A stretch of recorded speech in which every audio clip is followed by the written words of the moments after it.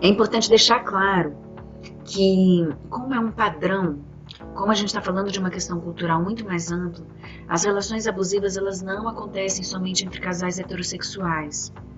Seria até mais fácil de resolver se fosse, né, gente? Porque o grupo seria menor. Na verdade, ele acontece entre casais homoafetivos, acontece nas relações familiares,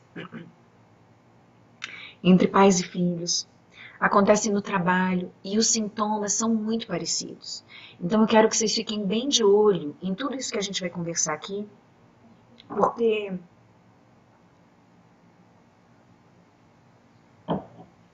os sintomas que sugerem em nós, são muito parecidos. Aqui, especificamente, eu vou falar mais das relações entre homens e mulheres, mas aí vocês vão fazendo as ponderações aí de vocês, vão fazendo, né, as analogias com os outros mundos que vocês vivem, porque é importante que a gente faça essa conexão. E a gente também pode marcar novas conversas, se vocês acharem pertinente, então vocês até podem me dar esse feedback por e-mail.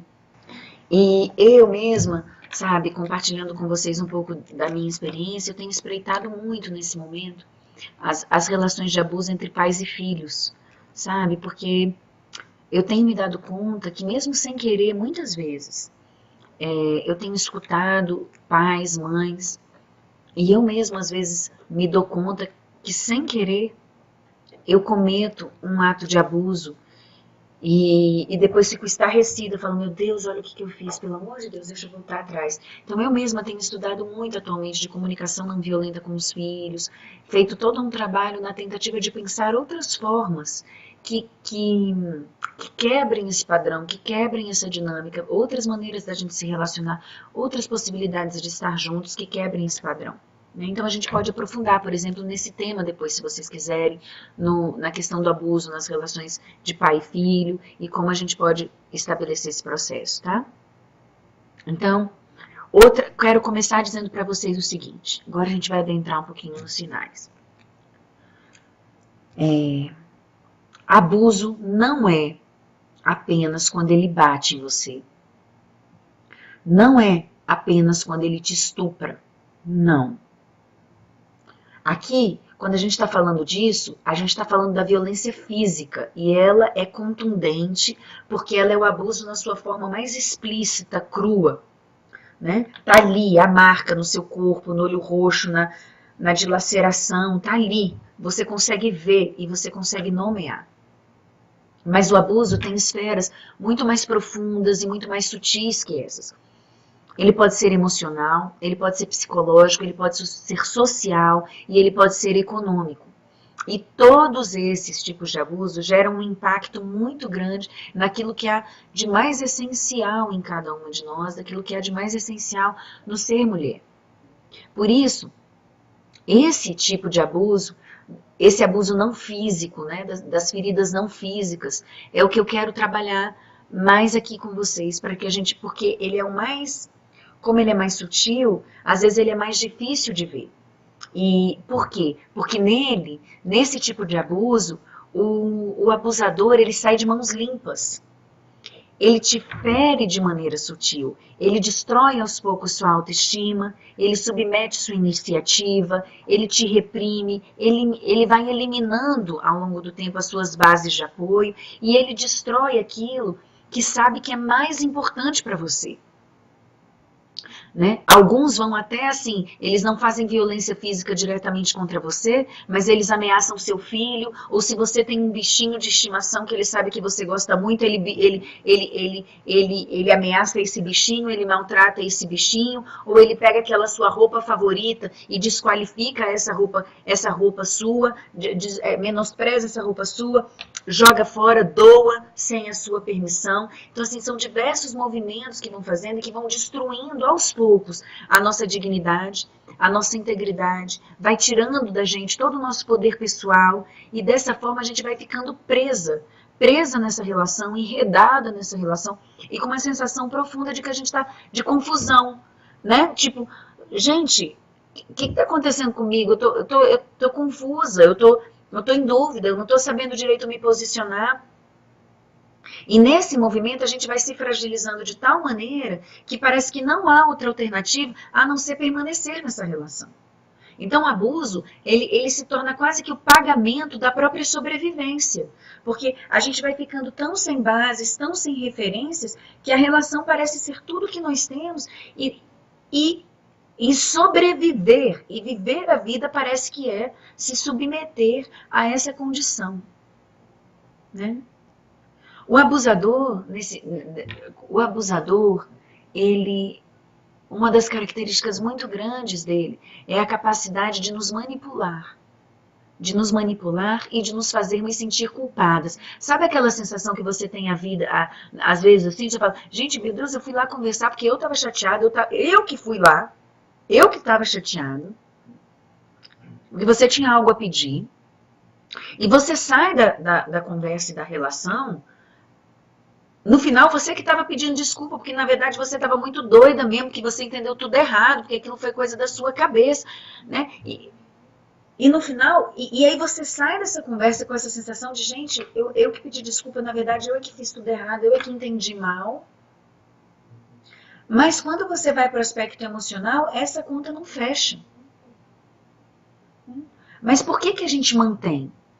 Então você vai me perguntar, Tisa, mas que louco, se a pessoa está abusando da outra, por que mantém? Porque essa é outra das perguntas que fazem com que o abuso seja uma coisa que vai passando, porque a gente começa, olha que louco, a gente começa a culpar as mulheres, porque a gente fala assim, mas ela tá, não se mete nisso não, porque se ela está permanecendo nessa relação é porque ela quer, né? Então a mulher ainda tem que se sentir mais culpada, porque se ela está sofrendo abuso e ela está permanecendo na relação, é porque ela merece mesmo, porque ela quer. Olha isso, minha gente. Deixa eu falar uma coisa para vocês. Nós mantemos esse tipo de relação e é profundamente difícil sair de uma relação sobre essa. Se eu tivesse com você frente a frente aqui diante de mim, eu estaria falando isso para vocês, olhando no olho de cada um de vocês, porque é muito difícil romper um padrão de abuso. Por quê? Porque um padrão de relacionamento abusivo, ele é um duplo vínculo. Nós chamamos isso na psicologia de duplo vínculo. O que é o duplo vínculo? Em curtas palavras, é a gente dizer assim, o abusador não é só abusador. Essa é uma das características dele, mas isso não é quem ele é por completo. Então é óbvio que dentro da relação você tem momentos bons, você tem coisas que valem a pena, né? Então, a relação de duplo vínculo é uma relação que é assim, ó, ora você vem e eu te bato. Ora você vem e eu te trato com carinho. Então, isso faz com que você fique numa situação de alerta. Você não sabe se você vai apanhar ou se você vai receber o carinho quando você se aproxima de mim. Então, de um jeito você quer o carinho, então você se aproxima, e quando você recebe, você se satisfaz e é maravilhoso, mas hora você vem e você recebe a porrada, e isso faz você ir longe. Mas isso te deixa em dúvida, se você não tentar uma próxima vez, se você não vai conseguir novamente isso. Isso, gente, faz com que a gente mantenha a relação, porque vai dando uma sensação de que, não, foi só dessa vez, ele vai mudar. Uma sensação de que isso vai mudar, de que isso pode mudar, né? Assim a gente vai permanecendo. A gente vai permanecendo porque a gente começa a pensar, não, ele não quis dizer isso.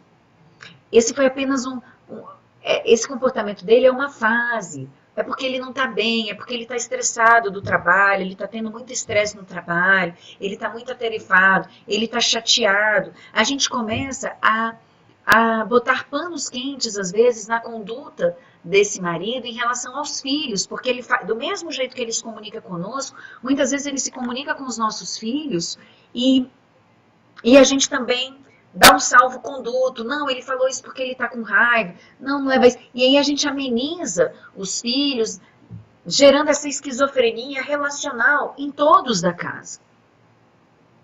Né? Todos vão ficando meio confusos com relação a essa dinâmica, porque a gente vai fazendo essas concessões, ele vai mudar. Então é a incessante desculpa, é a dor da esperança, dessa esperança e desse pensamento mágico que a gente vai cultivando, nós mulheres, de que ele vai mudar, não, vai ser diferente, ele me pediu desculpas, essa foi a última vez, ele me prometeu que não vai fazer outra vez, mas eu quero deixar uma coisa muito clara com vocês agora, né? Porque a gente precisa ter isso em mente. O abuso é uma relação patológica. Então eu preciso dizer para vocês uma coisa muito importante aqui. Ele quis dizer isso. não é apenas uma fase e ele não vai mudar. Porque o propósito do abuso, gente, diferentemente do sadismo, não é o prazer de infligir dor. Ele não tem o prazer de infligir dor, mas ele tem o propósito, a necessidade de manter o controle. O controle é um fim em si mesmo, porque ele garante o poder. Tá? Então, ele é um fim em si mesmo. E isso é feito pelo abusador sem culpa. Ele não se sente culpado por estar fazendo isso. Ele não se sente culpado porque o machismo ele é autovalidante. E volta aquela conversa do sempre foi assim. Então, esse sempre foi assim absolve, né, o agressor, desculpabiliza o agressor e repassa essa culpa para você, para a mulher. Ai, eu confesso a vocês que para mim é muito difícil falar sobre isso, sabe? Porque ao começar a estudar sobre isso, eu comecei a me dar conta de vários padrões de relações abusivas que eu mesma me vi em determinados momentos da vida. E eu falei, meu Deus do céu, olha que loucura, né? Que loucura no sentido mais amplo. Que como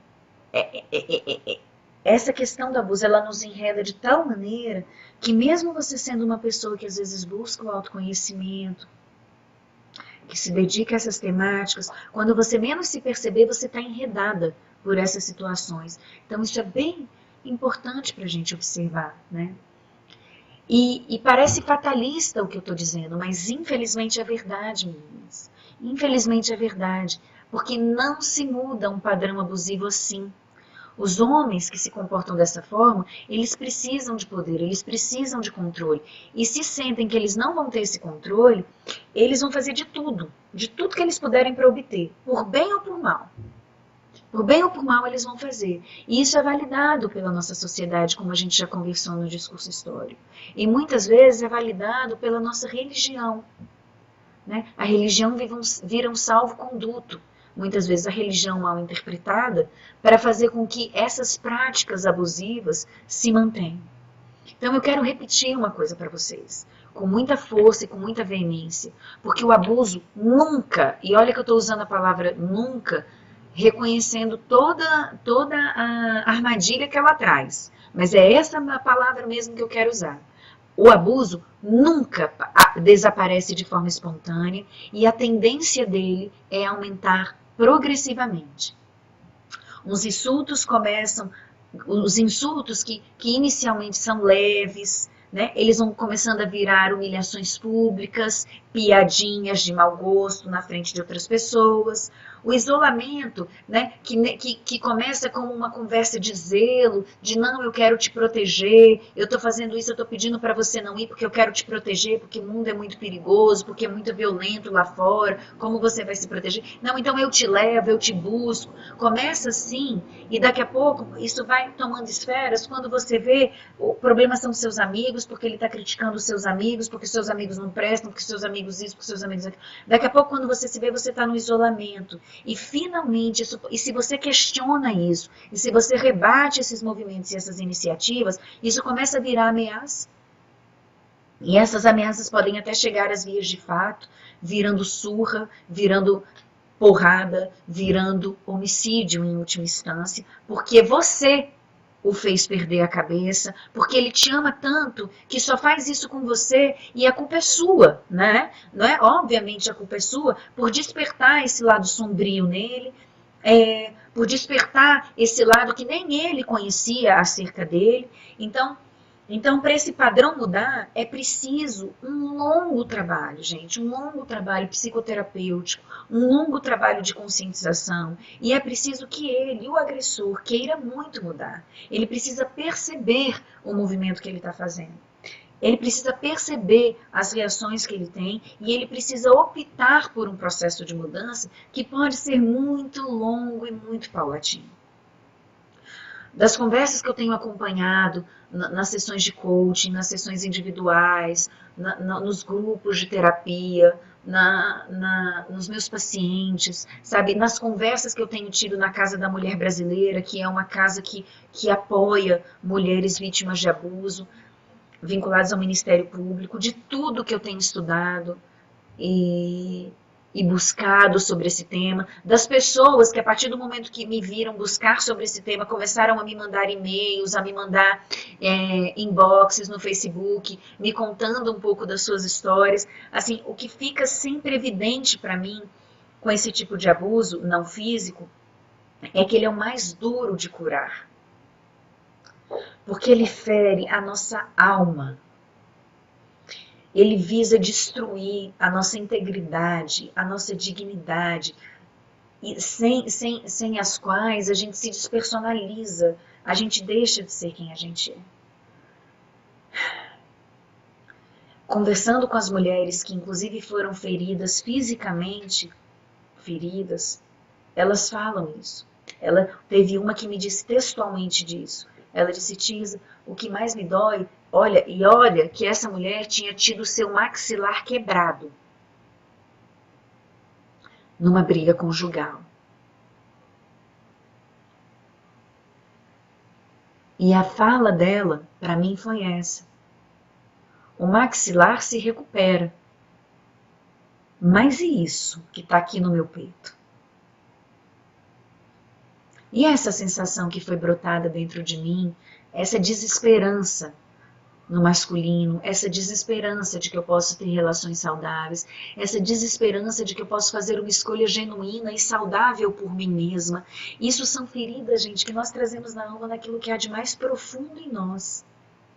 Essas feridas são as mais difíceis de sanar.